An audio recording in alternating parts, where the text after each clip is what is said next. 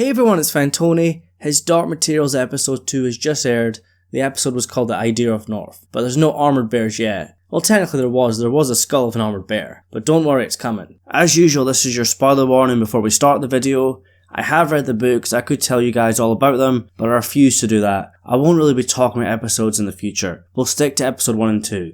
The story is picking up fast though, maybe too fast. The first season has 8 episodes to cover Northern Lights, but they're already adding stuff from the second book, The Subtle Knife. The pacing for the first episode was criticised by some people. They said there was too much setup and not enough big moments, and at times it got confusing. Episode 2 is very different. There's no armoured bear fights yet, but a lot of impactful scenes. But there's no James McAvoy this episode, for obvious reasons if you've read the books. Lord Asriel doesn't really play a big role in Northern Lights. Well, he kinda does at the start and the end, but not in the middle. But I honestly thought they might add more of Lord Asriel, because James McAvoy is such a big actor. So Lord Asriel's not in this episode, but he was revealed as Lyra's father, not her uncle, and it was Mrs. Coulter that told her. This happened sooner than in the books. I think in the books it happens around chapter 7, and it's Jon Farr that tells Lyra. I'm not sure why they revealed it earlier. Perhaps they had Mrs. Coulter reveal it to Lyra, because that helps further their relationship. It is very interesting, and it's a big change from the books. And they're already using ideas that were introduced in the second book, The Subtle Knife, with the reveal about Lord Borrell going into the other world.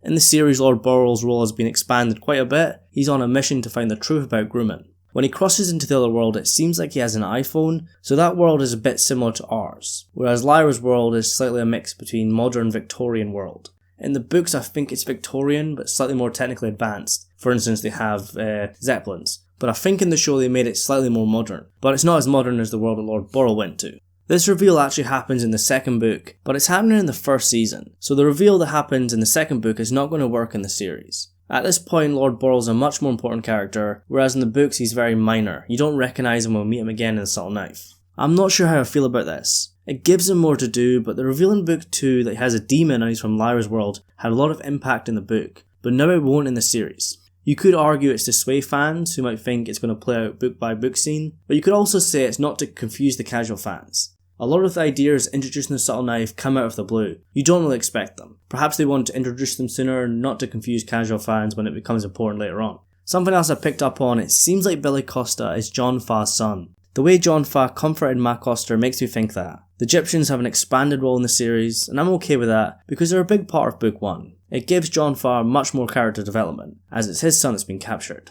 Also, Lyra's found out that Mrs. Coulter is in charge of the General Oblation Board, or the Gobblers, and she finds out about the station and blueprints for a device that include a human and a demon. So a lot of the mystery about the Gobblers is being revealed much sooner than later, and I think in the book she goes in the cocktail party still in good terms with Mrs. Coulter, whereas in the series Lyra is scared of Mrs. Coulter, who I must say is the best character so far. Ruth Wilson really shines as Mrs. Coulter, and she goes through a lot in this episode, a lot of different faces and emotions this week. I really enjoyed her relationship with Lyra that was shown in this episode, but the bridges are burnt already. Maybe if you gave them more time that would have been better, but what we've got to remember is there's only 8 episodes in this season. They need to get to the meat of the story, they need to get to the north. We're all waiting for Yorick Bjornsson. Don't get me wrong, I really enjoyed this episode, it had me screaming at the TV, but it kind of feels a bit too rushed, with Lyra learning about Lord Asriel being her father, and parts of the General Oblation Board's plan already. I'm not too sure about the additions from The Subtle Knife, but it kind of does make sense at the same time as you want to introduce some of the big ideas sooner. But book 1 was very special, and it's all about Lyra. You're invested in her struggles on her world, but we're already venturing into Will's world and ideas from The Subtle Knife.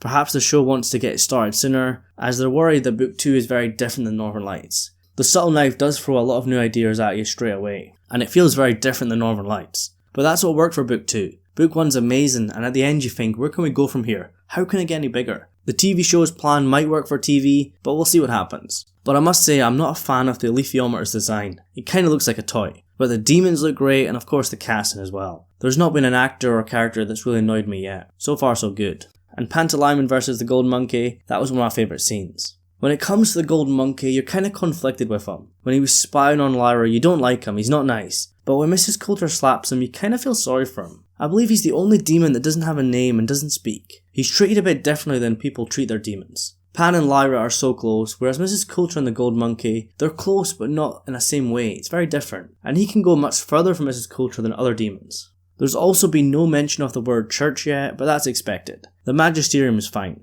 I must say the series has done a good job of showing the complex nature of the Magisterium, with the interaction between Father McVale and the Cardinal. A lot of us were worried that the series might shy away from a lot of the religious aspects from the book, but so far so good. As a whole, this episode is good, I enjoyed it, and technically it's better than the first. A lot more happens, but book fans might be a bit upset with some of the changes, and how fast the story's going, and a lot of the mysteries being solved a bit too soon. But I really enjoyed this episode, I've got no major complaints, and I am excited to see where it goes from here.